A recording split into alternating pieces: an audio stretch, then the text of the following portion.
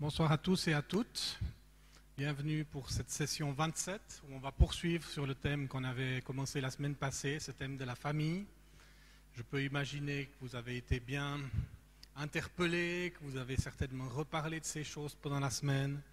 Et j'aimerais mettre à votre disposition un document que vous trouverez sur la page Facebook, vous trouverez le lien pour le télécharger, qui est repris d'un mouvement qui s'appelle D6, Deutéronome 6, et qui nous encourage à méditer en couple et en famille des passages bibliques qui développent la vision biblique de la famille. Donc vous avez pour chaque jour tout le passage pour bien comprendre le contexte, puis vous pouvez cocher chaque fois après la lecture, et les versets particuliers que vous pouvez méditer, donc prendre plus de temps pour les ruminer, pour les discuter, pour les prier en tant que couple et pour pouvoir les intégrer dans votre vie. Donc il y en a 31, ça va faire tout un mois si vous le faites chaque jour, mais vous pouvez faire ça à votre rythme. L'objectif étant bien sûr de renforcer votre base biblique de votre vision pour la famille. Encore une fois, on ne veut pas simplement reproduire le modèle culturel de nos familles, mais on veut amener sur la terre ce qui est dans le ciel. On veut reproduire le royaume de Dieu dans nos familles. J'aimerais commencer ce soir par travailler cette dimension de l'origine biblique de la famille. Bien sûr, la famille, elle tire son origine d'abord de Dieu lui-même. Dieu est famille. Il est trois personnes en une. Il est Père, il est Fils et il est Saint-Esprit. C'est certaines fois dans l'Église catholique qui a eu une adoration sur Marie très forte. On avait l'impression que c'était encore plus la famille divine, mais on a évacué le Saint-Esprit, puis on a élevé Marie au niveau de la divinité, ce qui ne correspond pas à ce qu'on voit dans l'ensemble de la parole. Mais Dieu lui-même est la première image de famille qu'on peut trouver. Et quand il a créé sur la terre une famille avec Adam et Ève, il a reproduit certaines choses qu'on trouve en lui. Il a créé à son image, pour que ce qui est sur terre puisse refléter ce qui est dans le ciel. Si on revient dans Genèse 1, on va voir quel est l'appel que Dieu adresse à l'humanité, hommes et femmes. L'appel d'Adam, j'ai mis, en fait c'est l'appel d'Adam et Ève, même si Adam a été créé en premier et qu'Ève n'a pas été là tout de suite. Tout d'abord, la Bible nous dit Dieu l'a créé à son image. Donc le premier appel de l'homme, c'est de refléter l'image de Dieu. C'est que, quand on le voit, on puisse voir un reflet du ciel. Notre manière de vivre dans notre couple, notre manière d'être, ce que les gens voient dans nos vies, doit refléter ce qui est au ciel. On sait qu'Adam a échoué dans sa mission, et Jésus, le deuxième Adam, le dernier Adam, est venu avec exactement ce même mandat. Lui a pu dire, celui qui m'a vu a vu le Père. Ou dans Colossiens 1, il nous a dit qu'il est l'image visible du Dieu invisible. Donc Jésus a pris ce mandat que Adam n'a pas su refléter. C'est intéressant parce que cette image du couple, cette image de Dieu, elle est surtout reflétée quand on est plusieurs. Donc le couple, l'unité dans la diversité, reflète qui est Dieu. Dieu créa l'homme à son image, homme et femme, il le créa. Donc il faut les deux, ensemble, dans l'unité, pour refléter pleinement ce qu'il y a en Dieu. Ça, c'est le premier appel de l'humanité, porter l'image de Dieu. Deuxième mandat, remplissez la terre, croissez, multipliez. Donc ça ne veut pas forcément dire faire plein de bébés partout, ça veut dire prendre cette image de Dieu et la répandre sur toute la terre, que toute la création puisse voir à quoi Dieu ressemble. Amenons cette image sur toute la terre. C'est le mandat du royaume de Dieu qui est là depuis la Genèse jusqu'à l'Apocalypse. Ensuite, le troisième mandat, c'est soumettez-la. Régner, dominer, il y a plusieurs verbes qui sont là. Certains de ces verbes ont été un peu tordus, puis nous donnent une fausse image de ce que ça veut dire. On n'est pas appelé à dominer, dans le sens à exploiter comme des maîtres avec quelque chose qui est à son service, puis on pille la terre finalement et ses ressources, parce qu'elle est juste là pour nous servir. Jésus nous a montré ce que veut dire régner. Régner, c'est servir, c'est se mettre au service. Jésus a ôté ses vêtements, il s'est mis à pieds nus et il a commencé à laver les pieds de ses disciples. Tâche qui était dévolue aux esclaves. Et les disciples étaient choqués parce qu'ils savaient qu'ils avaient affaire au roi. Et Pierre a dit, Seigneur, c'est plutôt moi qui devrais te laver les pieds. Mais Jésus est venu nous montrer un exemple. Il nous a appris ce que veut dire régner. Et trop souvent, on a des petits chefs qui exercent leur droit de régner mais les vrais chefs, c'est ceux qui savent servir et qui sont dans un cœur de serviteur devant les autres. Régnez, dominez, exercez une influence, que qui vous êtes déteigne et impacte les sphères de la société, la manière de vivre autour de vous, que les gens soient percutés par votre exemple et ce que vous modélisez. Donc, on voit que Dieu a donné un appel triple à l'humanité: porter son image, refléter son image, remplir la terre de cette image, et puis régner, exercer une influence. Maintenant, si Adam et Ève avaient été membres de Jeunesse en Mission, la mission dont on fait partie avec Joël, je peux imaginer, ça c'est un mandat qui les aurait régalés. Et ils seraient partis une semaine ici, après ils auraient fait 2 semaines de mission là, puis après une semaine ici, puis après ils seraient encore partis là-bas, et ils seraient allés partout, et puis nulle part. Et finalement, il y aurait eu beaucoup d'actions, beaucoup d'activités, mais peu d'impact réel. En fait, la stratégie de Dieu allait un petit peu plus loin. Et je vous propose de tourner la page et de passer à Genèse 2. Et dans Genèse 2, au verset 15, vous voyez que Dieu a pris Adam et Ève et il les a placés dans un jardin. Ah, il ne faut pas aller dans toute la terre tout de suite, c'est dans la durée. Comme on l'avait vu dans une autre session, au fur et à mesure des générations, on va toucher toute la terre. Mais Dieu dit, commence par ton jardin. Je te place dans un jardin et tu vas porter mon image, remplir ce jardin de mon image et exercer une influence en mon nom dans ce jardin. D'accord? Puis après, quand tu auras des enfants, le jardin va grandir. Qu'ils auront des enfants, le jardin continuera de grandir. Ça va aller petit à petit, mais commence par ton jardin. Et la Bible est plus précise, parce que dans Genèse 2,15, elle nous dit, Dieu a placé l'homme dans un jardin pour le cultiver et pour le garder. Alors j'aimerais m'arrêter là-dessus un moment. Parce que moi, pendant des années, j'ai cru que Adam et Ève, en fait, Ève n'était pas encore créée dans Genèse 2,15. Elle est venue à la fin du chapitre 2, quand Dieu a vu que ce n'était pas bon pour l'homme qu'il fasse ça tout seul. Il avait besoin de quelqu'un qui l'aide un peu. J'ai cru d'abord que Dieu était en train de donner à Adam le mandat d'être le premier agriculteur. Puis Adam, son rôle, c'était de cultiver, de faire pousser des fruits et des légumes à l'intérieur de son jardin. Voilà, c'est bien, mais bon, ça ne me concerne pas tellement, moi je ne suis pas un agriculteur. Et puis, j'ai réalisé qu'il fallait peut-être approfondir un petit peu ce sujet. Et j'ai pris la Bible et j'ai regardé les termes originaux en hébreu.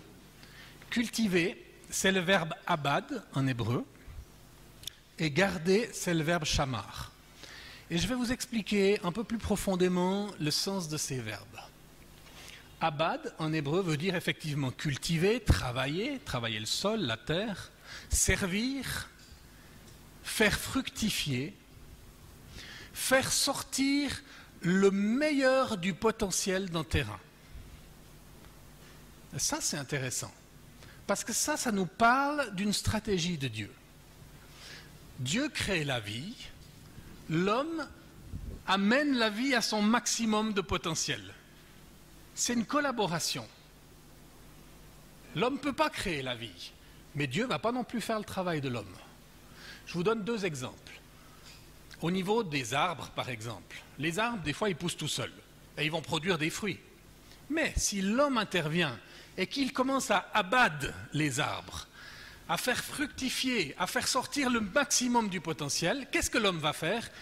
Il va tailler des branches. Il va prendre son sécateur, ou sa pince, ou sa scie, et il va couper des branches pour émonder. Pourquoi? Pour que l'arbre porte encore plus de fruits et des fruits encore plus gros. Donc on voit que quand Dieu et l'homme collaborent, Dieu amène la vie, l'homme maximise le potentiel de cette vie, alors c'est là que la création est dans son ordre normal. Le problème, c'est quand l'homme essaye de créer la vie, il ne fait pas son mandat, il essaye de faire celui de Dieu. Et puis le problème, c'est quand l'homme ne fait pas sa part et il prie que Dieu la fasse, ben Dieu ne la fait pas. Parce que Dieu est en train de dire, mais pourquoi tu te tournes les pouces? C'est à toi que j'ai demandé de faire ça. C'est la même chose dans nos familles. Dieu nous donne des enfants. Nos enfants, on ne les choisit pas. Nous, on a 5 enfants, ils sont tous différents. Pourtant, ils viennent du même moule, on pourrait dire. Dieu crée la vie, il nous donne chaque enfant, et notre rôle, c'est de découvrir le potentiel de chaque enfant et d'amener ce potentiel au maximum. C'est l'intervention des parents. Des fois, dans la psychologie, il y a le grand débat entre l'inné et l'acquis. En fait, c'est un faux débat. Parce qu'on voit, avec le verbe abattre, qu'il y a de l'inné. Dieu a placé dans chaque enfant quelque chose qui est là parce que Dieu l'y a placé et on ne peut rien y changer.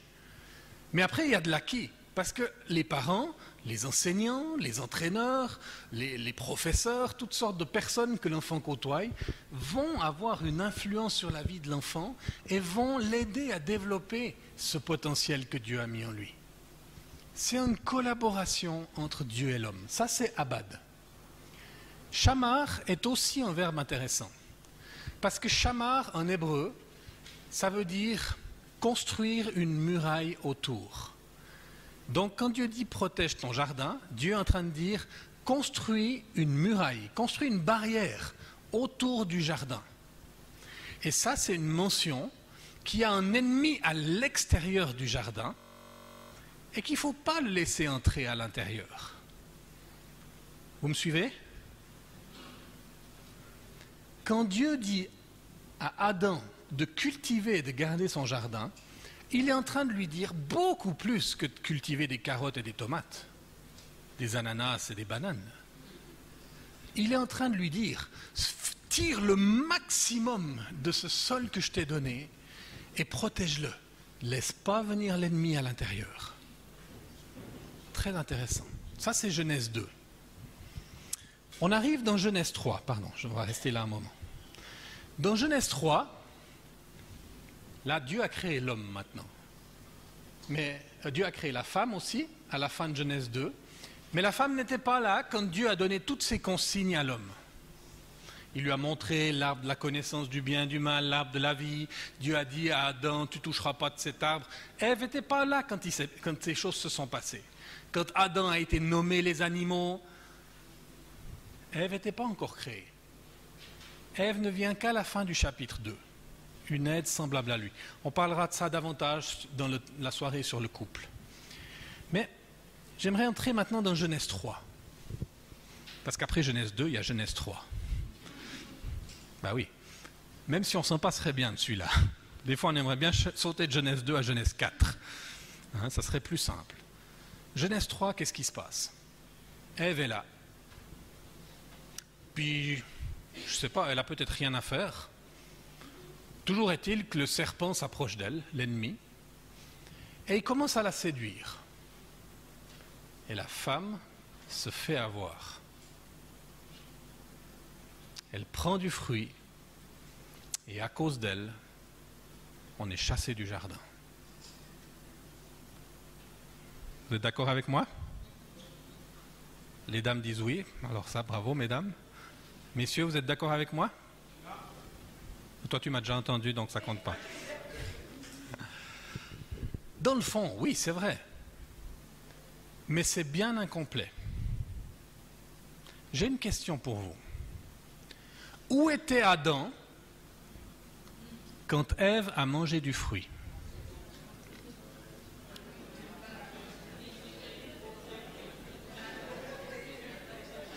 Où était Adam quand Ève a mangé du fruit? Moi, pendant des années, je vais vous dire ce qu'il y avait dans ma mentalité machiste. Ève, elle est à la maison, elle n'a rien à faire, elle a du temps pour se laisser séduire puis discuter avec des ennemis. Adam, lui, il est en train de transpirer au boulot. Il est en train de travailler. N'est-ce pas? Ça, c'est ce que je pensais. Après, j'ai réalisé que je me suis trompé. Parce que Adam, il ne devait pas transpirer. Travailler à la sueur de son front, c'est après la chute, c'est pas avant, hein, déjà ça. Puis ensuite, si vous lisez bien le début du passage de Genèse 3, vous allez voir qu'effectivement, Ève a pris du fruit et elle en a donné à son mari qui était à côté d'elle.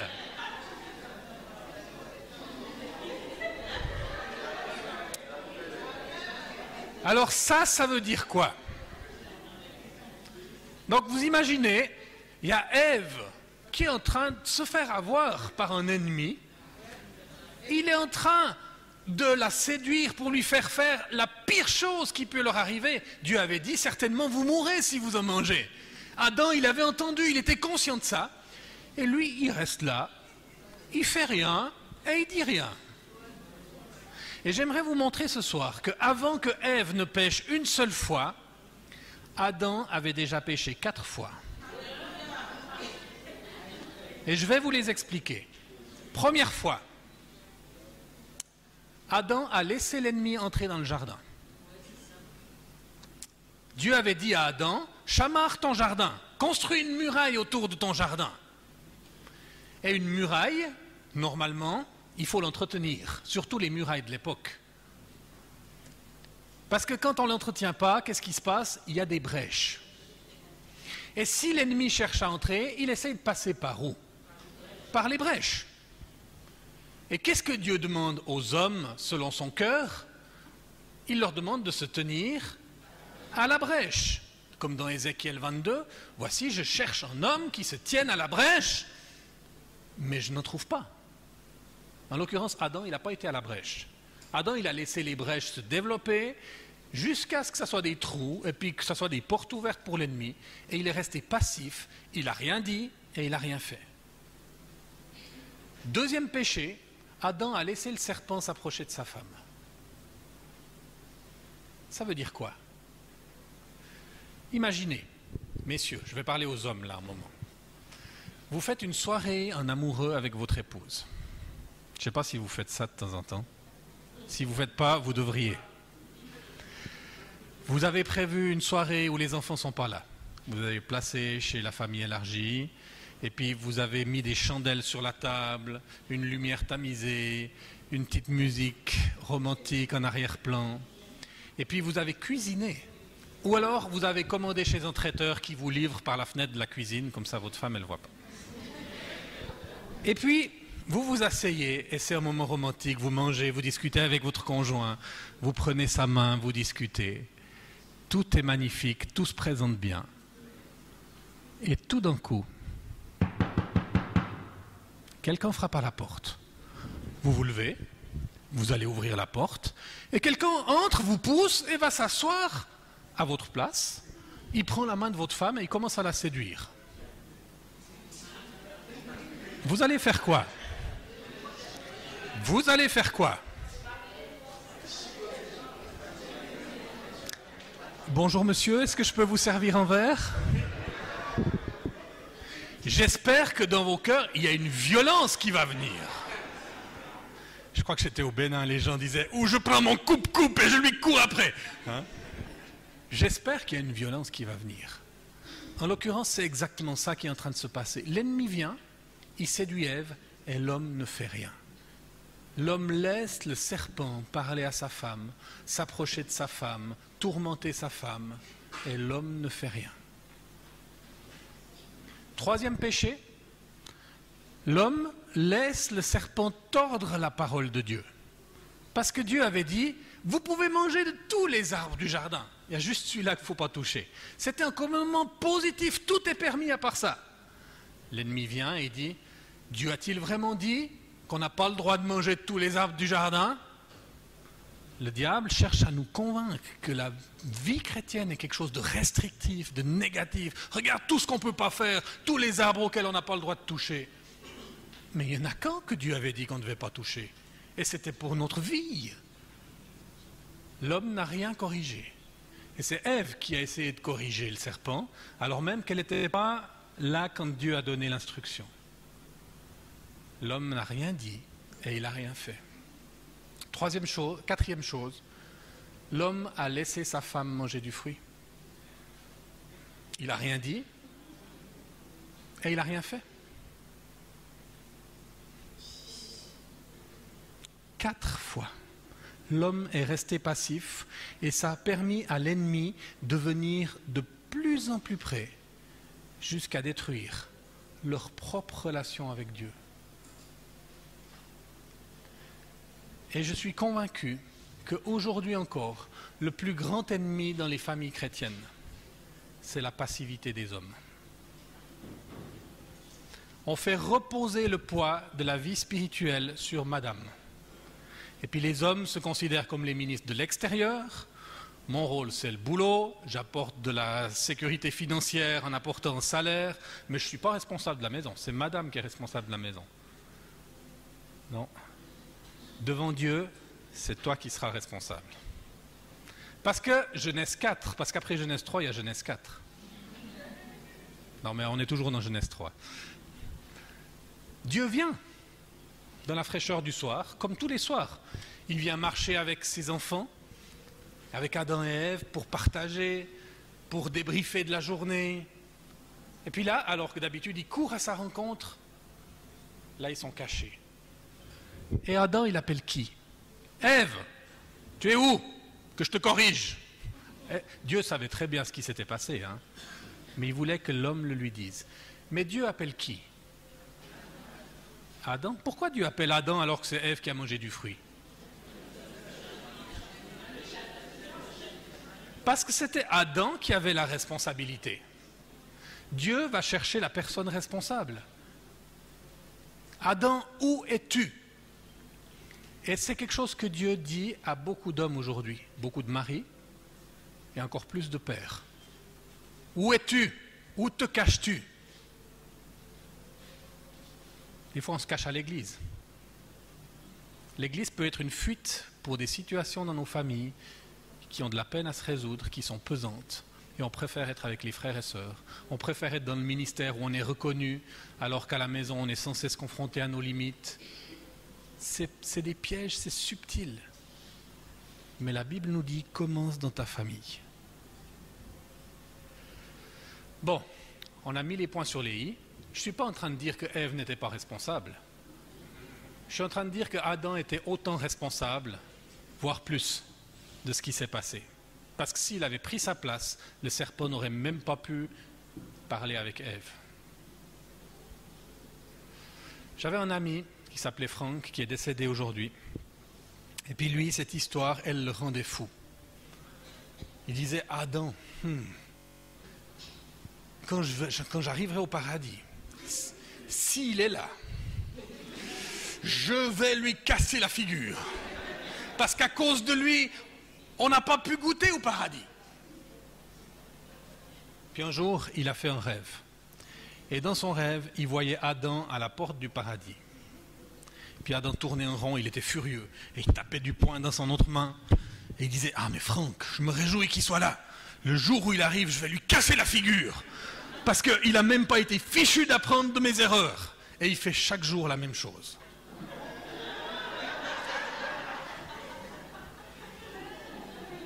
Parce que vous savez, cette histoire du jardin, ce n'est pas juste une histoire du début de la création, c'est un modèle. Reine nous a dit, quand elle nous parlait du développement de l'enfant, ce qui se passe dans les petites années modélise tous les schémas de relations et d'émotions pour la suite de notre vie. C'est pour ça que ces premières années sont tellement fondamentales. C'est la même chose dans les premières années de l'humanité.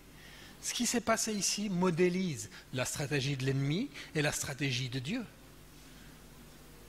En fait, on ne peut pas pointer Adam du doigt parce qu'on a tous reçu un jardin. En fait, on a tous reçu plusieurs jardins. Et notre mandat, c'est chacun de ces jardins, les cultiver et les garder. Premier jardin, votre vie personnelle. Vous vous souvenez les 4 maisons de Dieu qu'on avait vues la dernière fois, hein? Première maison, ma vie personnelle. Deuxième maison, ma famille. Troisième maison, l'Église. Quatrième maison, la nation. C'est un petit peu les mêmes choses qui se retrouvent au niveau des jardins. Ma vie personnelle, je suis appelé à la cultiver et à la garder. La cultiver, faire sortir le meilleur du potentiel de ma vie. C'est la parabole des talents. Jésus donne un talent et puis il s'attend à ce que ce talent soit fructifié. Certains permettent qu'il y en ait 5, d'autres qu'il y en ait 3, puis d'autres, ils enterrent simplement le talent. Mais Jésus dit, fais fructifier ce que j'ai mis dans ta vie. Et puis Jésus nous dit aussi, résistez au diable, il fuira loin de vous. On est appelé à protéger notre vie et à ne pas laisser l'ennemi entrer à l'intérieur. Ça, c'est notre vie personnelle. Notre deuxième jardin, notre couple et notre famille. L'ennemi va essayer de s'infiltrer à l'intérieur. Et on est appelé autant à cultiver notre couple et notre famille qu'à le protéger et à prier pour ne pas permettre que l'ennemi s'infiltre. Qu'est-ce que ça veut dire cultiver notre famille? Cultiver, si je veux cultiver ma femme, il faut que je prenne du temps avec elle. Une fois par mois, on va souper au restaurant. Parce que là, on n'est pas dérangé. Et on peut parler des choses plus profondes, plus importantes, plus en longueur. On a d'autres moments où ça peut se passer des fois dans la semaine, mais c'est facile de se faire voler ces moments-là. Donc on les met dans notre agenda et on cultive, on s'assure que notre couple soit nourri. Une fois par année, on part un week-end que nous deux. Ce qui communique à nos enfants, vous n'êtes pas notre priorité. Hein? Notre amour pour vous va découler de l'amour qu'on a l'un pour l'autre. Et c'est un ministère pour les familles aux États-Unis qui disait « Si tu aimes tes enfants, alors aime ta femme. » Ça commence par ça. Cultiver son épouse. Cultiver ses enfants, comment on cultive? Par l'encouragement. On a déjà vu ça depuis la première session quand on parlait de développer les petites graines pour qu'elles deviennent des arbres.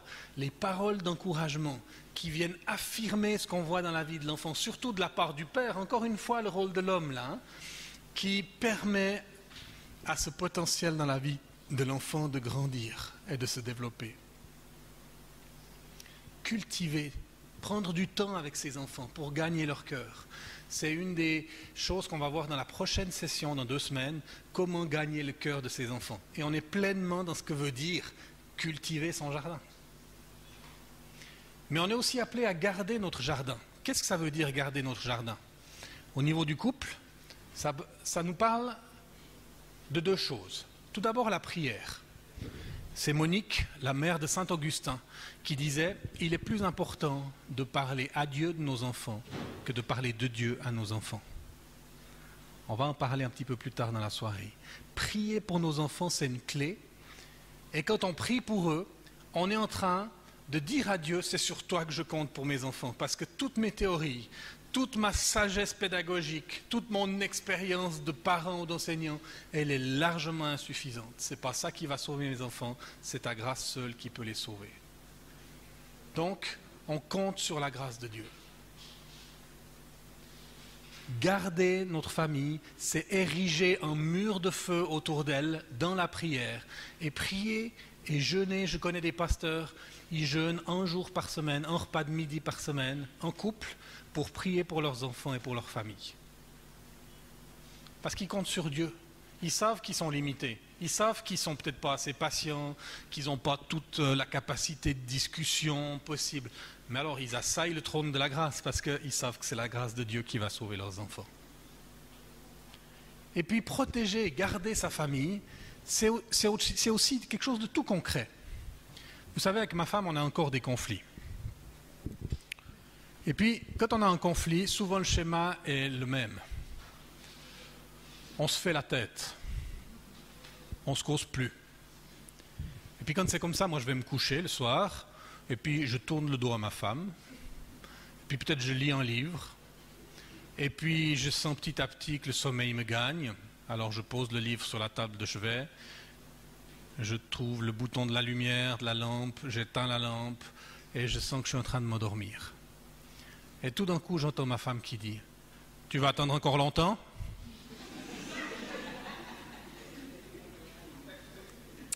Puis je dis « Quoi ?» Puis elle me dit « Tu sais très bien quoi ?» Et ma femme, elle est très contente que ce soit moi le responsable devant Dieu. Ça lui convient très bien. Moi, un petit peu moins des fois. Et là, je sais qu'il faut rallumer la lumière et qu'il faut discuter. Et sur le moment, ça m'énerve. Mais sur le long terme, je suis tellement reconnaissant à ma femme. Vous savez, les hommes et les femmes, on est fabriqués différemment. Les femmes, elles ont des tiroirs. Non, pardon, les hommes, on a des tiroirs. On peut avoir un conflit, mais quand je suis fatigué, je ferme le tiroir du conflit, j'ouvre le tiroir du sommeil, puis celui du conflit, on pourra le reprendre demain. Là, pour le moment, je suis fatigué. Hein. Mais la femme, c'est une commode, une grande armoire où tout est mélangé. Donc, s'il y a un conflit et que le conflit n'est pas résolu, ma femme, elle ne peut pas dormir. Mais la Bible nous dit quoi? La Bible nous dit, quand tu te mets en colère, ne pêche pas. Donc la colère, le conflit n'est pas un péché. C'est sain, c'est bon, il n'y a pas de problème. Après, c'est qu'est-ce qu'on en fait, hein? Et la suite du verset nous dit, ne laisse pas le soleil se coucher sur ta colère. Alors je dois humblement avouer qu'en tant que responsable de sa famille, ça devrait être l'homme qui prend la responsabilité d'aller fermer la brèche quand il y a une brèche entre nous. Mais souvent, c'est ma femme qui fait le premier pas. Parce que je suis des fois trop orgueilleux. Ou parce que je suis trop fatigué et puis je ne suis pas prêt à payer le prix de nettoyer et de régler la colère le soir même.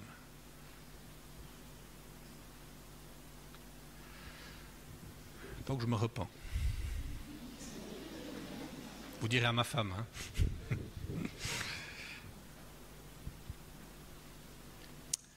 L'ennemi vient pour voler, égorger et détruire. Il lui suffit d'une brèche et il peut s'infiltrer pour venir faire son travail. Et il ne va pas se gêner de venir voler dans notre couple, notre relation, notre communion, notre amour, notre intimité, nos discussions, mettre des incompréhensions, mettre des jugements, pour qu'il y ait des séparations entre nous. Et la même chose avec nos enfants. Il veut voler, égorger et détruire. Et il va chercher toutes les brèches possibles pour s'infiltrer dans notre famille. Mais Dieu dit, je cherche un homme qui se tienne à la brèche et qui prie. Alors messieurs, j'aimerais vous encourager à revenir dans vos maisons et à prendre votre place. Vous êtes le responsable de votre famille. Spirituellement devant Dieu, vous avez une place à prendre et vous devez vous tenir à la brèche pour votre famille avant de vous tenir à l'église. Parce que si un homme ne sait pas prier pour sa propre famille, comment il priera pour l'église de Dieu? On veut continuer d'appliquer ce verset de Timothée. Hein? Commence à la maison. Tout commence à la maison. Mais maintenant, on va aller un peu plus loin. Parce que ce principe du jardin, il dépasse simplement notre vie de personnel et notre vie de couple et de famille. Notre troisième jardin, c'est notre Église. On est appelé à faire partie de la solution pour notre Église. On est appelé à cultiver notre Église, permettre que les dons que Dieu a placés dans notre Église deviennent une réalité. Il y a des fois des gens qui se mettent un peu à l'extérieur puis qui font que critiquer leur Église. Tu ne peux pas, tu en fais partie. Donc quand tu critiques ton Église, tu te critiques toi-même aussi. Donc fais partie de la solution et commence à prier et puis à agir pour que tous les dons que Dieu a placés dans ton Église deviennent tout ce que Dieu veut. Et puis prie pour ton Église pour que l'ennemi ne puisse pas s'y infiltrer, parce que l'ennemi ne va pas se gêner de s'infiltrer dans nos églises par des esprits religieux, des esprits de parti, de clans, des esprits sectaires, de manipulation, toutes sortes de choses qui peuvent venir et qui remplacent le travail de l'Esprit de Dieu et qui finalement sèment la mort plutôt que la vie. On doit être vigilant et se tenir à la brèche pour nos églises aussi. Et le quatrième jardin, c'est notre place dans la société. Ça peut être dans notre quartier, ça peut être dans notre famille élargie, en particulier si notre famille élargie n'est pas encore chrétienne. Dieu nous a placés comme un avant-poste missionnaire. Et en suivant ce mandat de Abad et Shamar, de cultiver et garder, alors on fait avancer le royaume de Dieu. Je vous donne un exemple d'un homme qui a vécu ça dans sa place de travail. Il était pompier dans une grande ville qui s'appelait Genève, en Suisse. Et puis il s'occupait, non il n'était pas pompier, il était garagiste, pardon.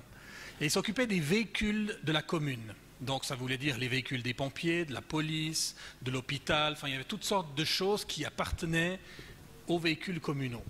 Ils étaient une dizaine de mécaniciens qui faisaient partie de ce garage de la commune et qui s'occupaient de tous ces véhicules. Et puis, quand il est arrivé là, il y avait 3 responsables dans cet atelier qui étaient des gens qui étaient vraiment malsains. Ils faisaient que de jurer, de critiquer et de rabrouer les autres. Ils avaient affiché dans le garage beaucoup de posters de femmes nues. Et puis cet homme était chrétien et il était très mal à l'aise. Et sa première réaction, c'était de prier, Seigneur, mets-moi ailleurs, je t'en prie, aide-moi à trouver un autre travail.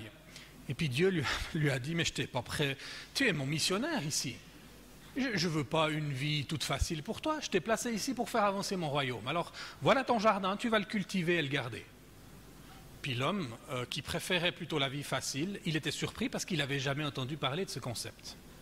Alors il a commencé à prier régulièrement pour ses patrons, de prier pour ses collègues, et puis de combattre tout ce que l'ennemi essayait de faire pour pouvoir détruire l'atmosphère et la qualité des relations.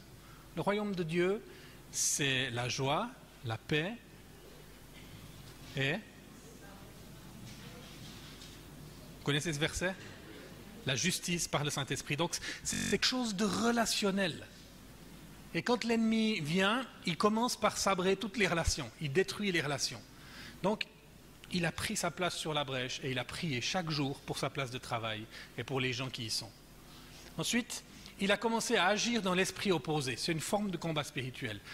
Les patrons critiquent, alors moi je vais enrager. Et il essayait de relever chaque fois quand ses collègues faisaient quelque chose de bien. Il le remerciait, il le félicitait, il l'encourageait publiquement. Par rapport aux posters de femmes nues, il a commencé à prendre position. Et il a dit, vos femmes, elles viennent des fois ici, au garage? Oh non, elles ne viennent pas, de toute façon au boulot, elles s'en fichent, tant qu'on ramène le fric à la maison. Il dit, ouais, mais si elles venaient ici, elles penseraient quoi de tous ces posters? Oh, sûrement que ça ne leur plairait pas, mais bon, elles s'en fichent, de toute façon. Mais simplement en posant des questions pour faire réfléchir, petit à petit, l'atmosphère a changé. En 3 ans, les 3 responsables du garage ont disparu. Il y en a un qui a eu une allergie, il a dû changer de métier. Un autre a déménagé pour des questions professionnelles, le 3e a divorcé, et puis il est parti dans une autre direction. Lui a été nommé comme responsable du garage, et l'atmosphère a été complètement transformée. Dans les nouvelles personnes qui ont été engagées, il y avait 2 chrétiens. Et puis tous les posters, bien sûr, ont été enlevés.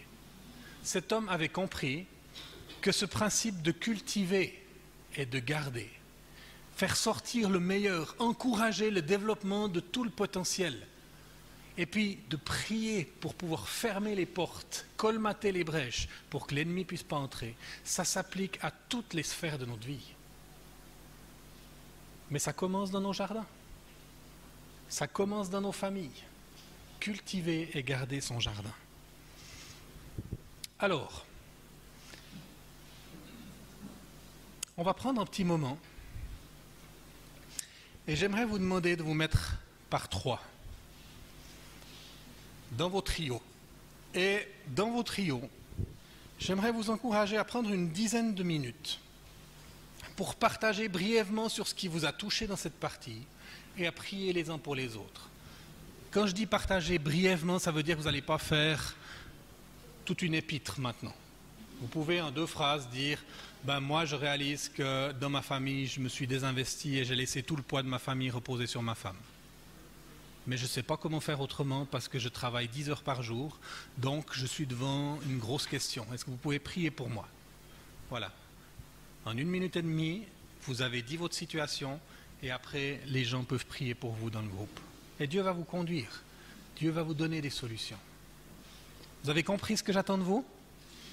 Alors, une dizaine de minutes en trio pour simplement échanger sur ce qui vous a bousculé, ce qui vous a interpellé, et puis que vous puissiez prier l'un pour l'autre.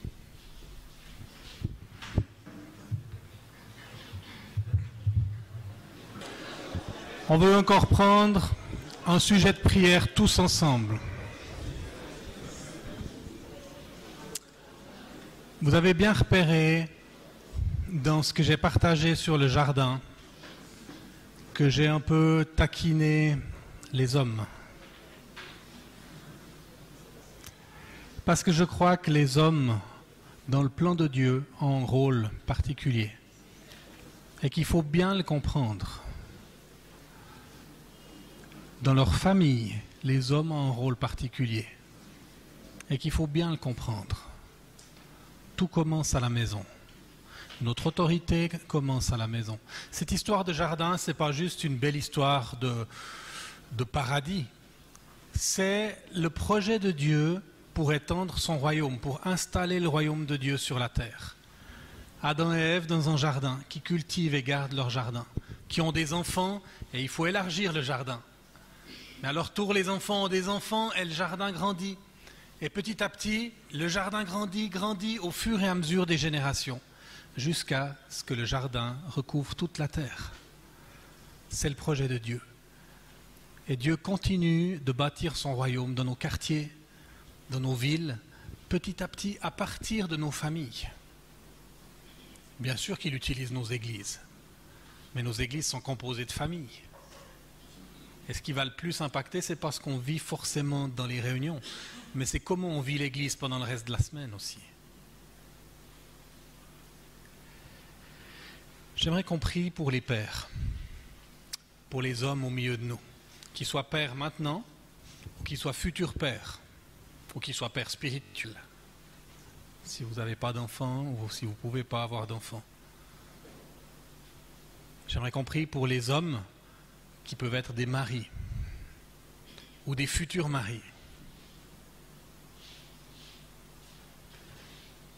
Et j'aimerais prier pour que ces personnes ne suivent pas l'exemple d'Adam, l'exemple de la passivité, surtout de la passivité à la maison. Mais qui puissent dire, Seigneur, me voici. Je me tiens à la brèche pour ma famille. Je me tiens à la brèche pour mon couple. Et je commence mon exercice de l'autorité dans ma propre demeure. Vous savez, les hommes et les femmes, dans les maisons, dans les familles, ont deux rôles très différents. En Europe, on a ce qu'on appelle des places de jeu avec des toboggans. Puis on raconte l'histoire de ce jeune couple, papa et maman, qui vont au toboggan avec leur petit garçon de 3 ans. Puis le petit garçon monte sur l'échelle pour aller au toboggan. Et papa et maman sont de chaque côté de l'échelle. Qu'est-ce que maman dit? Oh, fais attention, va pas trop haut, va pas trop vite. Regarde bien où tu mets les pieds. Qu'est-ce que papa dit? Vas-y, tu vas y arriver. Le problème, c'est que si le maternel domine dans la famille, on va avoir des enfants qui vont être inhibés, qui vont être peut-être craintifs, qui vont manquer d'initiative, parce que sans cesse, on veut les garder à l'intérieur, les protéger. Et c'est la tendance des mamans, de vouloir protéger les enfants. Et ça doit être équilibré par le côté paternel, qui pousse, qui encourage, qui fait voir vers l'extérieur. Chez les oiseaux, c'est souvent le père qui pousse l'oiseau hors du nid. Puis peut-être qu'il se casse la figure d'abord, mais après il apprend à voler. Et on a besoin de la présence des pères pour susciter une nouvelle génération qui soit au cœur de ce que Dieu veut pour cette nation. Alors les hommes, levez-vous. Si vous vous reconnaissez comme un homme, levez-vous. Et si vous avez à côté de vous un homme qui ne se reconnaît pas comme un homme, donnez-lui un coup de coude.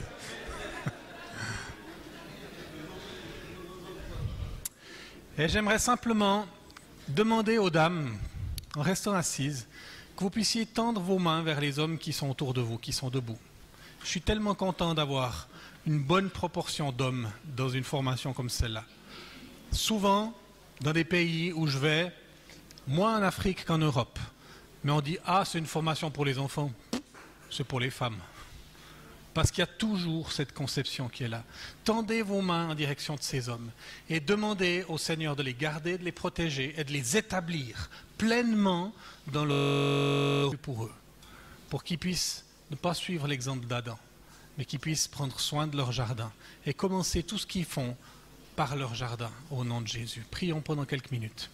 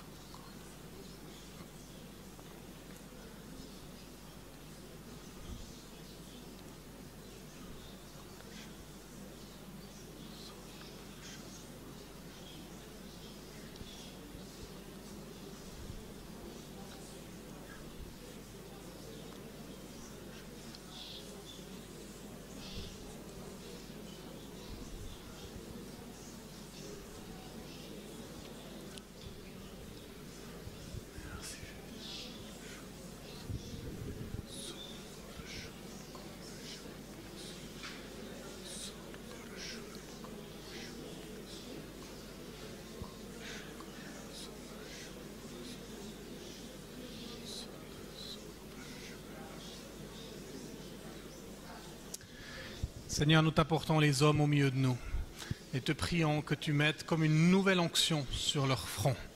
Seigneur, tu mettais une huile d'onction sur les sacrificateurs, tu mettais une huile d'onction sur les rois, tu mettais une huile d'onction sur les prophètes. Je prie que tu mettes une huile d'onction sur les maris et sur les pères pour qu'ils prennent pleinement leur place et leur responsabilité dans leur foyer. Seigneur, je prie que tu mettes une huile d'onction sur eux pour pouvoir prononcer des paroles de vie sur leurs épouses et sur leurs enfants, pour pouvoir ne pas être dans la passivité spirituelle et laisser l'ennemi s'infiltrer et nous voler et nous dérober nos relations, nos enfants, notre intimité de couple. On veut résister à cela au nom de Jésus et on te demande que tu lèves une génération d'hommes qui savent se tenir à la brèche comme un style de vie et comme la norme qui est indiscutable pour eux. Merci d'établir les hommes dans cette salle comme des pères et comme des maris dans leur famille actuelle, au nom de Jésus. Amen. Amen. Merci beaucoup. Vous pouvez vous rasseoir.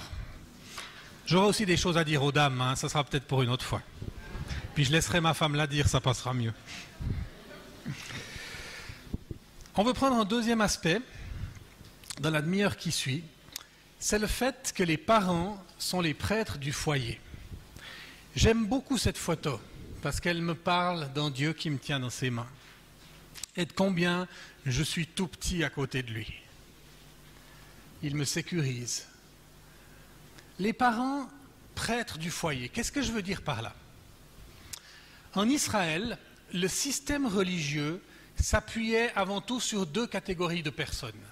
Il y avait les prêtres qui servaient dans le tabernacle ou dans le temple. C'était la famille d'Aaron et les descendants d'Aaron.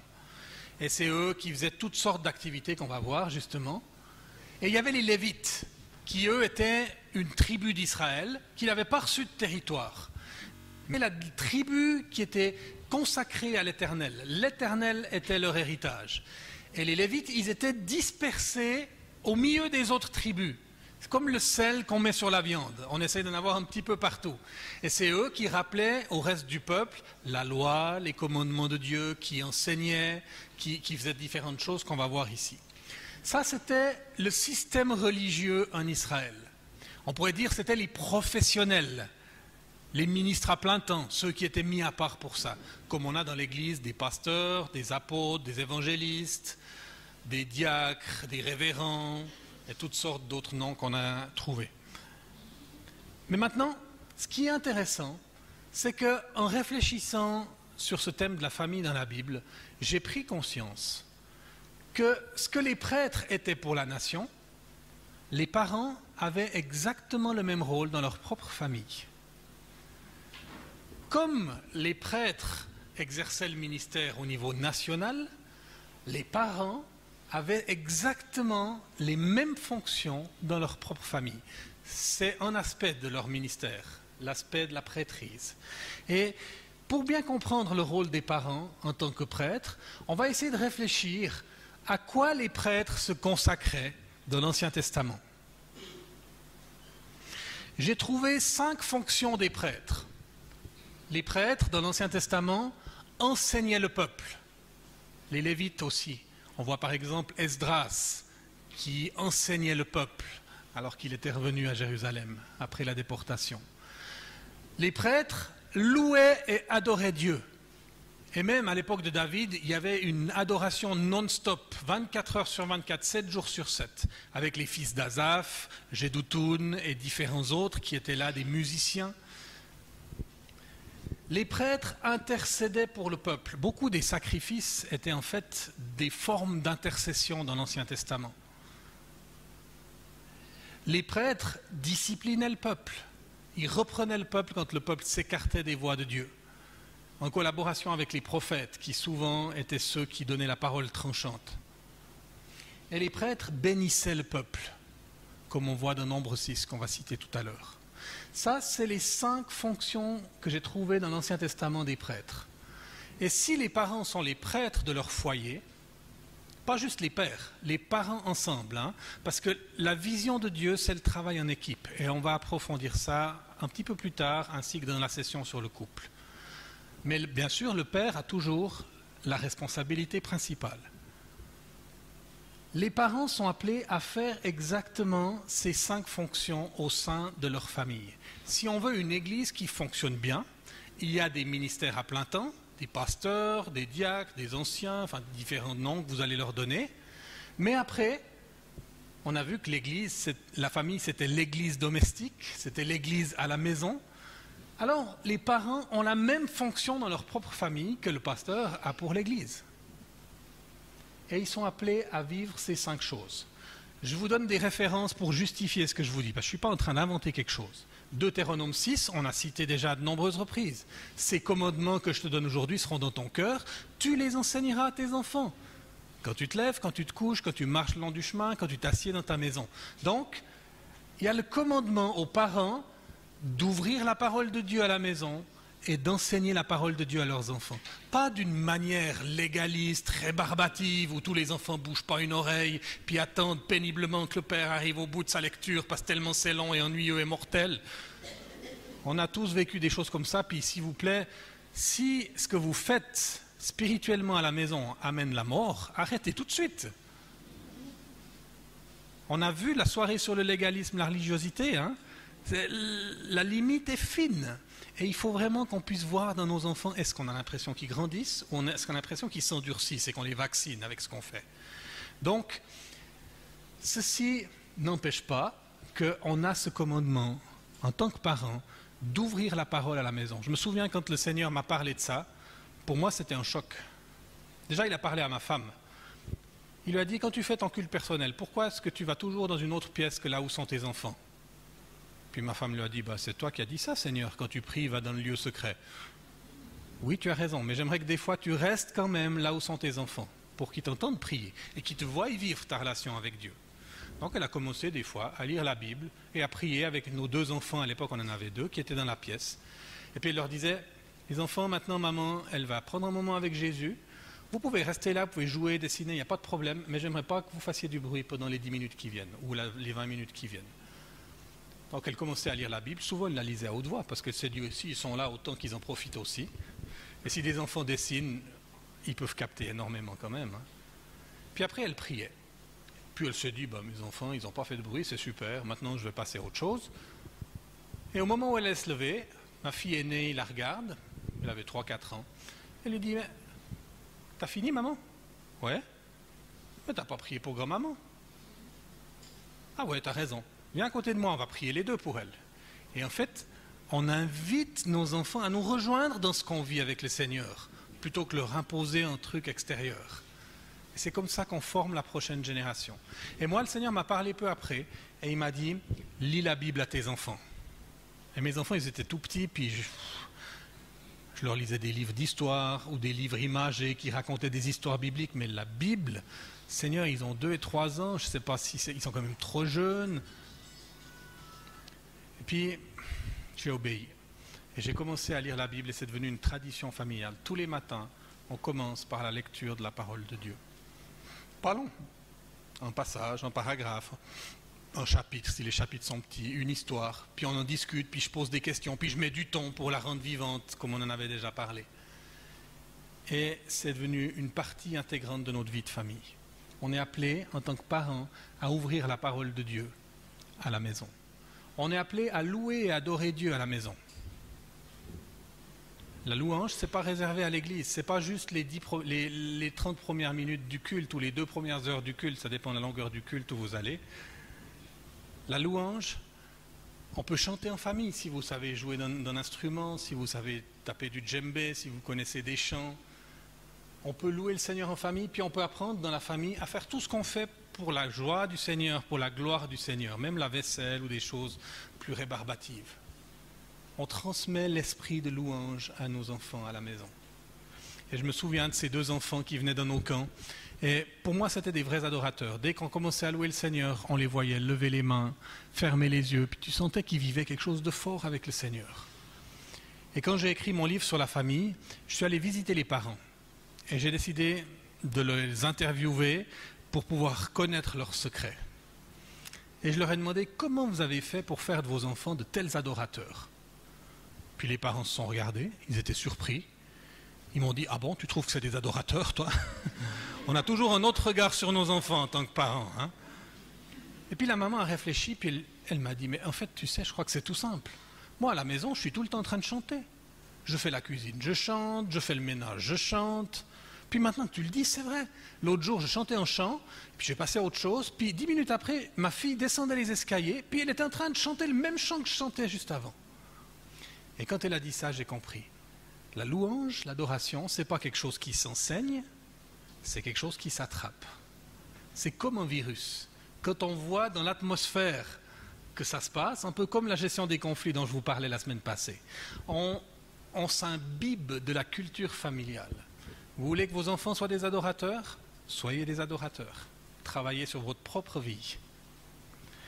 Troisième aspect, l'intercession. On voit ça donc juste la louange d'adoration, on voit ça dans le psaume 78, et nous transmettrons les louanges de l'Éternel à la génération suivante. Hein? L'intercession, on voit ça dans l'histoire de Job. Je trouve incroyable le début du livre de Job, avant qu'il lui arrive tous ses malheurs. Job, c'était un père incroyable. Il avait 10 enfants, et puis ses enfants allaient régulièrement les uns chez les autres pour faire la fête, mais chaque lendemain matin, Job offrait un sacrifice pour chacun de ses enfants. Parce qu'il disait, qui sait s'ils n'ont pas péché contre l'Éternel? Ça, c'est un père qui est un modèle pour moi. Parce qu'il n'était pas en train d'interdire toutes sortes de choses à ses enfants. Il les laissait aller faire la fête. Il n'était pas en train de surveiller et de contrôler tout ce qu'ils faisaient. Il y avait une confiance. Mais en même temps, il était sur la brèche et il priait pour eux. En l'occurrence, ça n'a pas empêché ce qui est arrivé. La prière n'est pas une assurance tout risque. Mais Dieu nous appelle à prier pour nos enfants.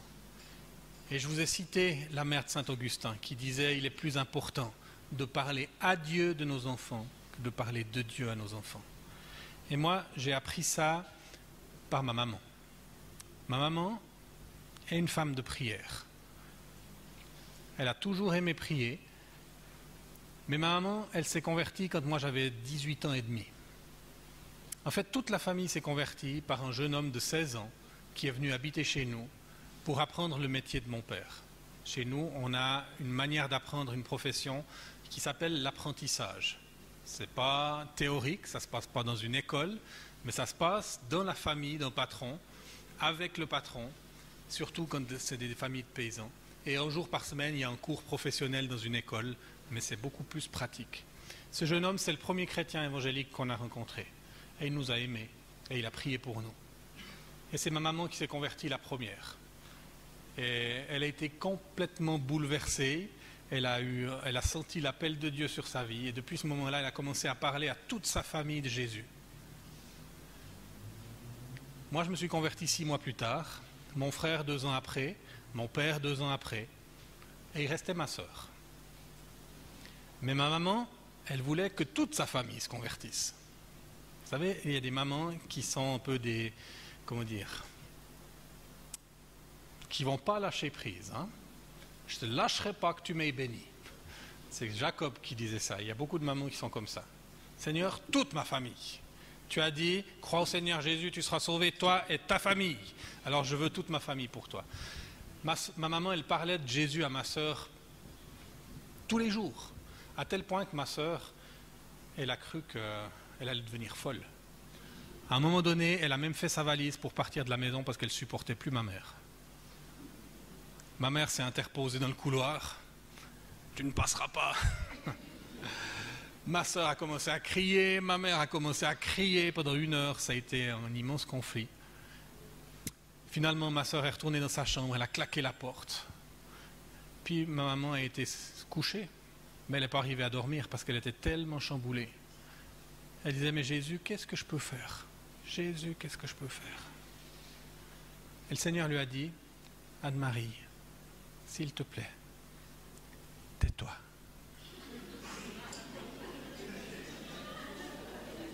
Arrête de parler de moi à ta fille. Elle sait tout, elle l'a déjà entendu 50 fois, elle sait tout. Et plus tu parles, plus tu l'endurcis maintenant. Alors maintenant, tu t'enlèves du chemin. Tu arrêtes d'essayer de m'aider à toucher ta fille. Tu t'enlèves du chemin et tu pries. Ça a été une leçon.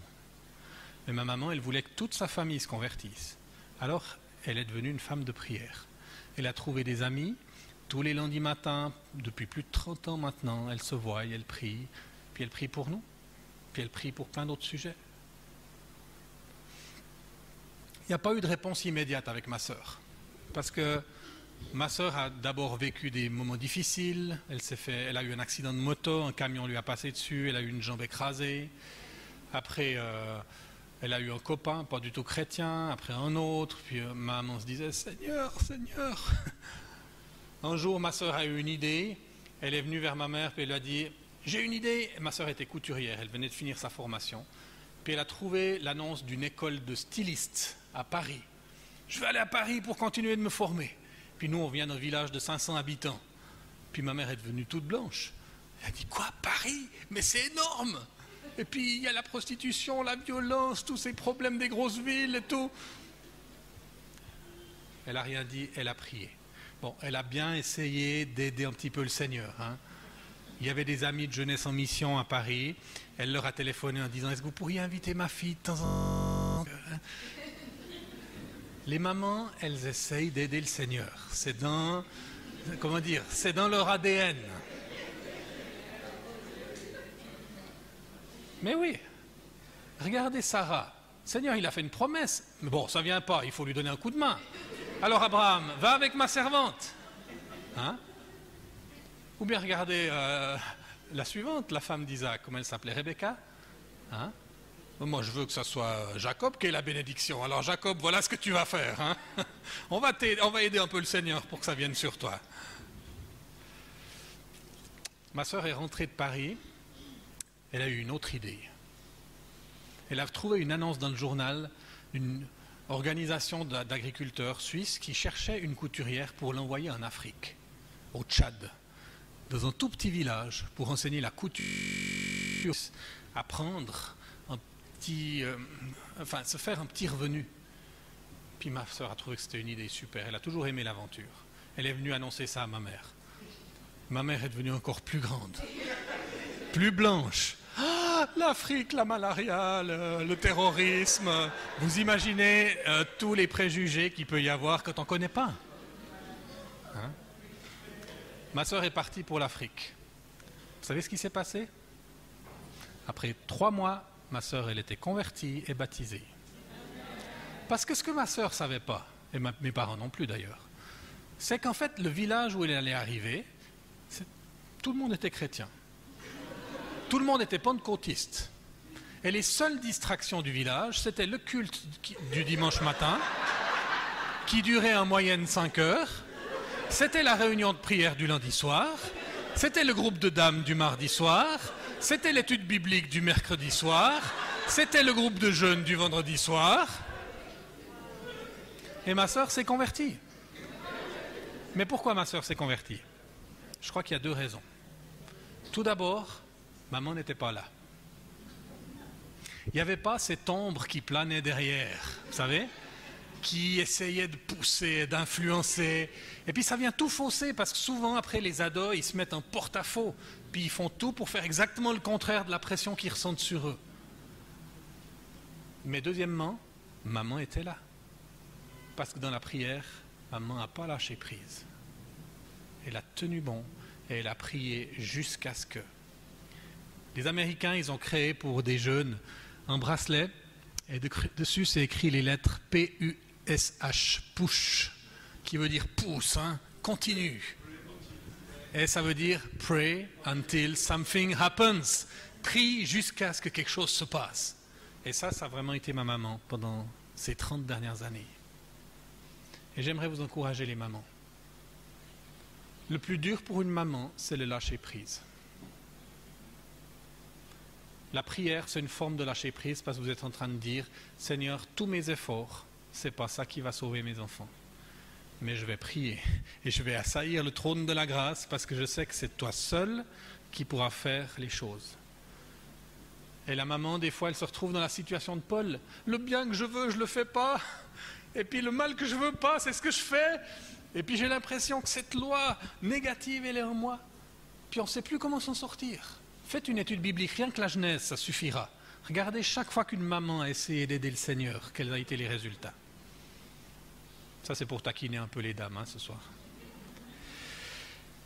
Donc, l'intercession fait partie du rôle des parents. Et le plus grand service que vous puissiez rendre pour vos enfants, c'est prenez chaque semaine un moment où vous priez pour eux. Et vous écoutez le Seigneur pour eux. Et plus ils grandissent, plus vous lâchez prise. Mais ils font toujours partie de votre jardin. Spirituellement, dans la prière, vous avez une autorité. Quand je parle de lâcher prise, c'est au niveau de venir leur dire ce qu'ils doivent faire. Plus ils grandissent, 15, 16, 17, 18 ans, plus ils deviennent des adultes, et plus le schéma biblique, c'est l'homme quittera son père et sa mère. Et sa mère aussi. Donc, aidez à ce que ce cordon ombilical soit coupé. Le pire, c'est quand il y a un mariage et que l'homme n'a pas vraiment encore quitté sa mère. Parce qu'après, la mère, elle se trouve au milieu du couple, et puis ça empêche que l'homme et la femme s'attachent dans leur couple. Parce qu'il y a toujours maman qui plane. Donc, c'est subtil. On veut faire le bien et des fois, il en sort du mal. L'enseignement, la louange et l'adoration, l'intercession, la discipline. La discipline est importante. Les prophètes et les prêtres disciplinaient le peuple. Les parents sont appelés à discipliner leurs enfants. Mais ça veut dire quoi, discipliner? Quelle image vous avez de Dieu? L'Éternel châtie celui qu'il aime comme un père le fait pour l'enfant qu'il chérit. Oui, d'accord. Mais comment Dieu châtie? Comment Dieu discipline? On va avoir toute une soirée qui va être consacrée à ça. Et puis on va aborder des thèmes qui seront importants, mais qui seront controversés et qui seront délicats. Mais ce que je veux poser ce soir, c'est que la discipline, c'est un élément essentiel du rôle des parents. On a des exemples dans la Bible. Par exemple, le prêtre Élie, qui avait accueilli le petit Samuel. Il avait 2 autres fils qui abusaient des femmes, qui volaient une partie des sacrifices, et Élie ne les disciplinait pas. Donc un homme de Dieu est venu, et il a posé cette question à Élie. D'où vient que tu honores plus que moi? Pour que lorsqu'ils se montrent odieux devant ma face, tu ne les reprennes pas. Ne pas discipliner ses enfants, c'est de l'idolâtrie. On les honore plus que Dieu. On doit entendre ça. Un autre passage important, c'est dans Hébreux 12. Tout ce passage sur Dieu qui discipline et qui reprend ses enfants. Et la Bible nous dit, Dieu vous discipline car il vous considère comme des fils et non comme des bâtards. La discipline, c'est le privilège des fils, pas des bâtards. Mais comment discipliner pour refléter le cœur de Dieu? C'est ce qu'on va voir dans quelques semaines, le 2 mai. Toute une soirée consacrée à ça. Ensuite, le rôle des parents, c'est aussi de bénir leurs enfants. Quand j'étais plus jeune, je faisais très peu ça, parce que je me disais, bon, bénir, je te bénis, c'est une toute petite prière, il n'y a pas d'impact. J'avais l'impression que pour qu'une prière ait de l'impact, il fallait qu'elle soit longue. C'était un peu ma vision à l'époque. Pourtant, Jésus disait, soyez pas comme les païens qui pensent qu'à force de multiplier des vaines paroles, ils seront exaucés. La bénédiction, en fait, c'est facile. Un jour, j'ai compris que c'est la bénédiction de l'Éternel qui enrichit. Il la fait suivre d'aucun chagrin. Donc maintenant, je bénis mes enfants à mon réveil, je les prends dans mes bras, je te bénis mon fils pour cette journée, je les bénis quand ils partent à l'école, je te bénis, le Seigneur soit avec toi, je les bénis quand ils rentrent de l'école, je les bénis quand ils vont faire une activité avec des copains, je les bénis quand ils vont se coucher. Chaque fois qu'il y a une occasion, je les bénis. Ça ne prend pas beaucoup de temps. Mais je veux semer la bénédiction le plus possible. Parce que la bénédiction, c'est puissant. Et le Seigneur nous a appris une bénédiction qu'on peut prier sur nos enfants. Elle se trouve dans Nombre 6 à la fin du chapitre. Je crois que c'est les versets 21 à 23, 22 à 24, je ne sais plus exactement. Nombre 6. J'aime ce passage. Que l'Éternel te bénisse et qu'il te garde. Que l'Éternel fasse luire ou briller sa face sur toi et qu'il t'accorde sa grâce. Que l'Éternel tourne sa face vers toi et qu'il te donne la paix. Et la fin du chapitre nous dit, c'est ainsi que vous mettrez mon nom sur les enfants d'Israël. J'aime ça, mettre le nom de Dieu sur mes enfants. Waouh, c'est puissant. Et cette prière, il y a tout dedans. Hein? Que le Seigneur te bénisse et qu'il te garde. Garder, vous vous souvenez? Hein? Bénir, c'est un peu comme cultiver aussi. Donc Dieu, nous sommes son jardin. Quand on bénit nos enfants, on lui permet de cultiver et de garder nos enfants. Que l'Éternel fasse briller sa face sur toi et t'accorde sa grâce. La grâce, c'est tout ce que Dieu nous donne. Ce n'est pas juste le pardon, ce n'est pas juste l'amour inconditionnel, mais c'est la capacité de vivre ce que Dieu nous demande. Tout nous vient de lui. Et nos enfants, c'est ce qu'ils ont besoin. Et que le Seigneur te donne sa paix. Et la paix, là aussi, ce n'est pas juste l'absence de conflit. C'est le shalom de Dieu qui est aussi dans nos relations, qui est aussi dans notre santé, qui est aussi dans nos finances. Le shalom de Dieu, c'est tout ce qu'on peut souhaiter. Quand tu pries pour la grâce et la paix, il y a tout dedans.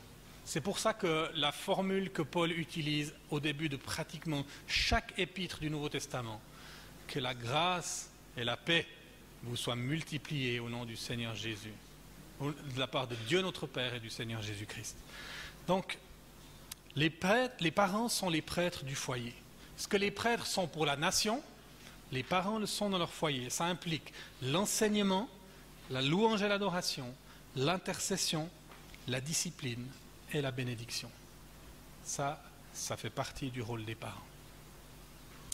Je vous propose une petite pause de 5 minutes, simplement pour vous mettre 2 par 2.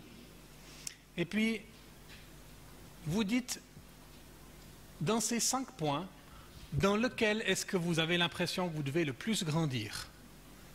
Et puis vous priez l'un pour l'autre. Et après, j'ai un dernier sujet que je veux aborder avec vous ce soir.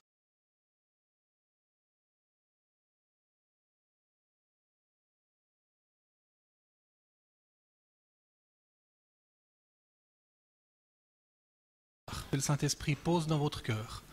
Vous notez dans vos notes ce que vous avez l'impression que le Seigneur vous demande. Je ne pense pas qu'il va vous donner une liste de 10 choses à faire. En général, c'est 1 ou 2. Parce qu'autrement, on n'arrive pas à être conséquent. Vous notez et vous vous engagez devant lui à faire ce qu'il vous montre et à ne pas laisser tomber à terre sa parole.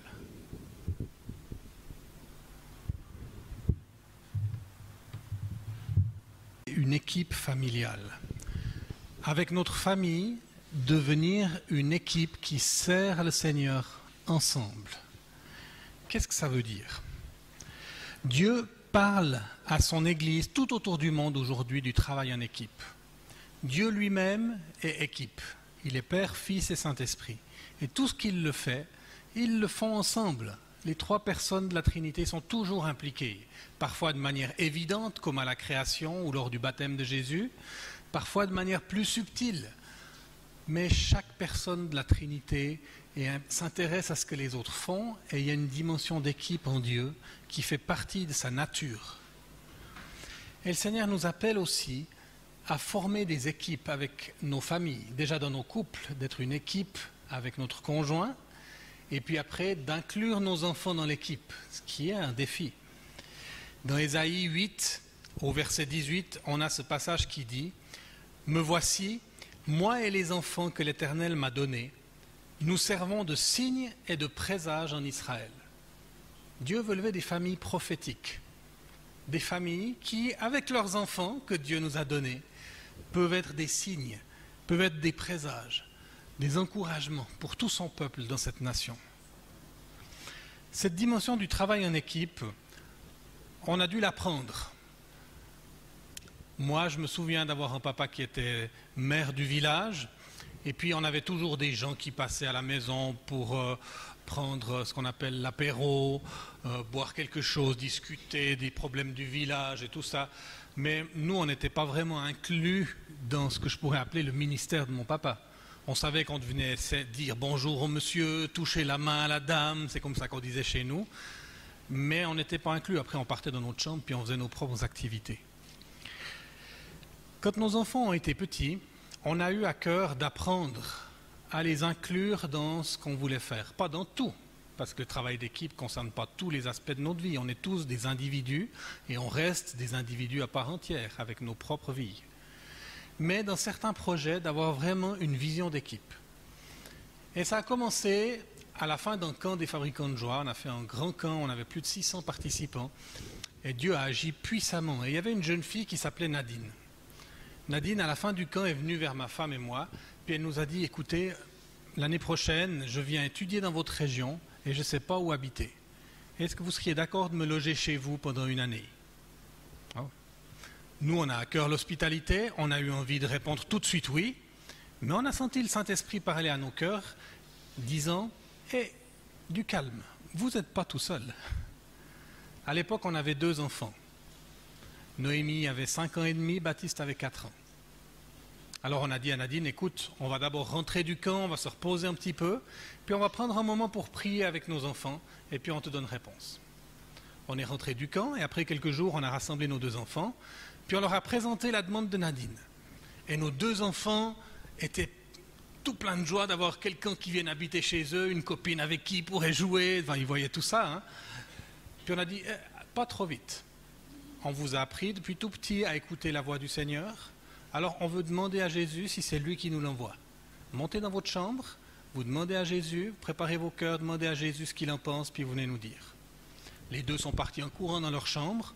2 minutes après, ils étaient de retour. Parce que plus ils sont petits, plus ça va vite. Hein. Et puis les 2 nous disent, oui, c'est Jésus qui nous l'envoie, il faut qu'on l'accueille.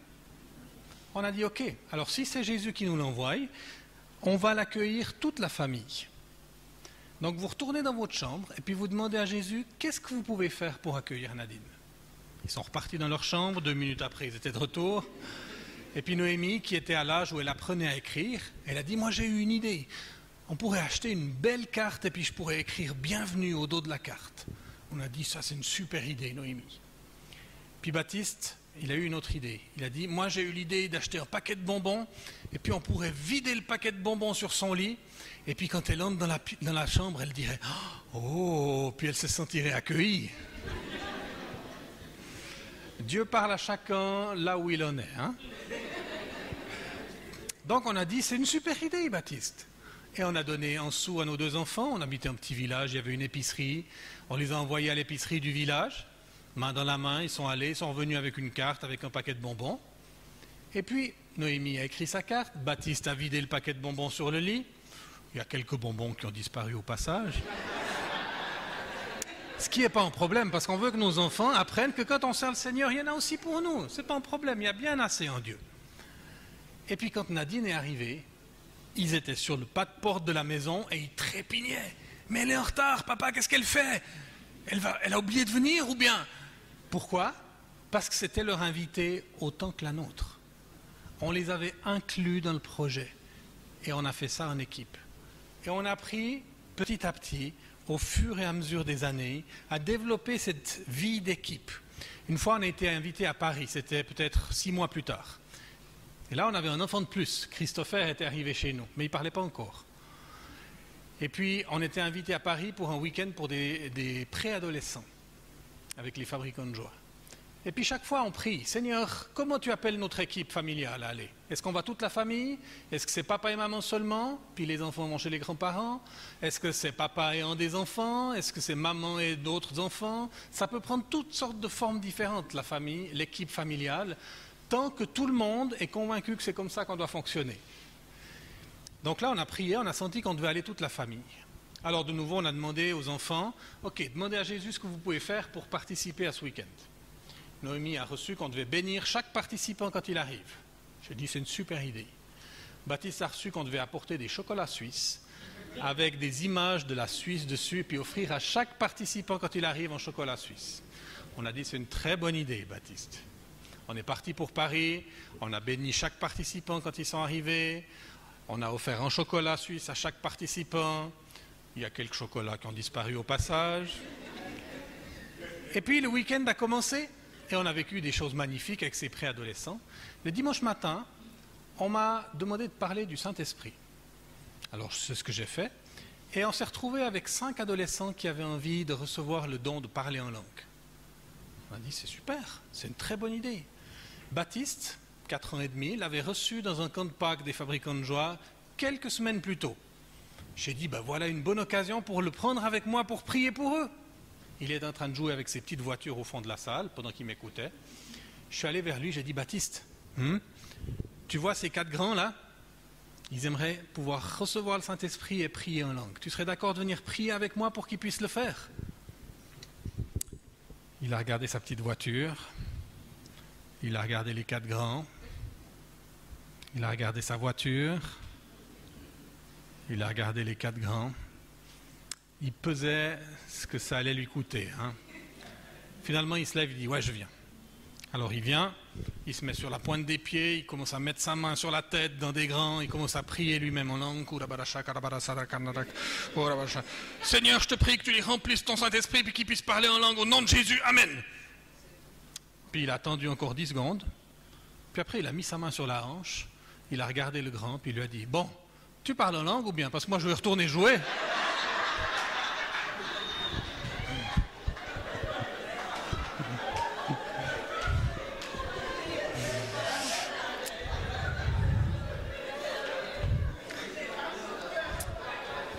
Quand nous incluons nos enfants dans ce que nous faisons, c'est le genre de truc qui va se passer.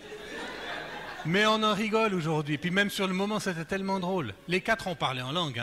Ça n'a pas entravé l'œuvre de Dieu ou je ne sais pas quoi. Mais je pouvais imaginer le Seigneur qui devait sourire en regardant et en répondant à la prière de ce petit garçon qui ne voulait surtout pas perdre trop de temps sur les jeux. Donc, est-ce qu'on doit le faire pour tout? Bien sûr que non.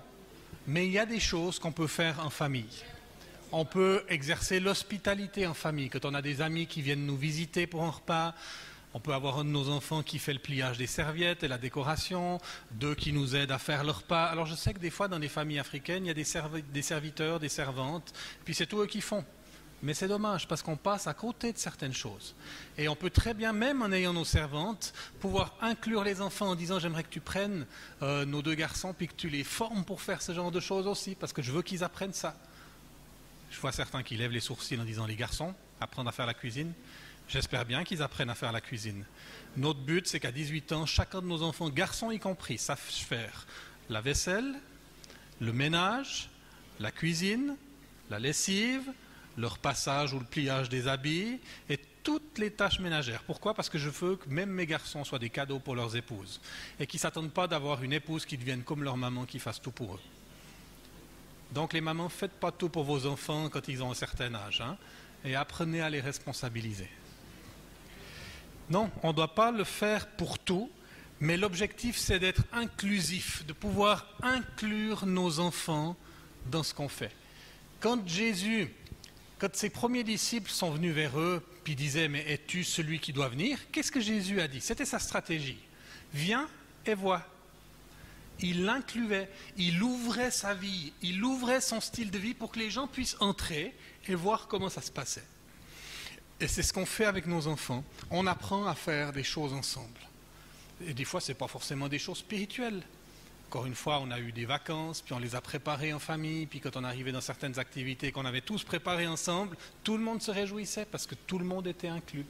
Et ce n'est pas juste papa qui est devant ou maman qui est devant, qui dicte au reste de la famille ce qu'il faut faire. Puis en fait, le reste de la famille devient une espèce de boulet qu'on doit tirer, puis ils subissent les décisions des parents. Apprendre à devenir une équipe. Ça met la barre haut. Je suis conscient. Mais on est là dans cette formation pour vous donner une vision. Et puis pour pouvoir aider nos familles à avoir une nouvelle perspective, un panorama, comme je disais la dernière fois. On vous donne un panorama. Mais encore une fois, dans votre génération, vous allez le plus loin que vous pouvez. Et vous faites confiance que vous donnez des fondements à vos enfants qui leur permettront peut-être d'aller plus loin. Et la génération d'après ira encore plus loin. Et on est en train d'inviter cette vision de Dieu pour nos familles à devenir une réalité, même dans le contexte africain. On ne parle pas d'une vision pour les familles européennes. On ne parle pas d'une vision pour des familles d'une certaine culture. Dans chaque culture, la famille a un rôle central. Et le Seigneur le sait. On va s'arrêter là, mais j'aimerais pour conclure demander un homme qui fasse une prière de foi pour nos familles et pour les familles de Côte d'Ivoire. Et qui vienne prendre le micro et qui proclame cette prière de foi sur cette nation. pas besoin d'une longue prière, mais d'une prière de foi. Est-ce que j'ai un volontaire? On a prié pour les hommes. Quelqu'un se sent inspiré.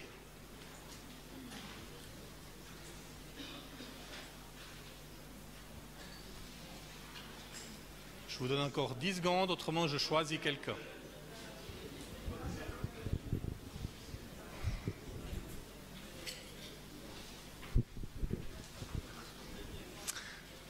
Alors, Ignace, bien. C'est l'avantage de s'asseoir au premier rang parce que je te vois.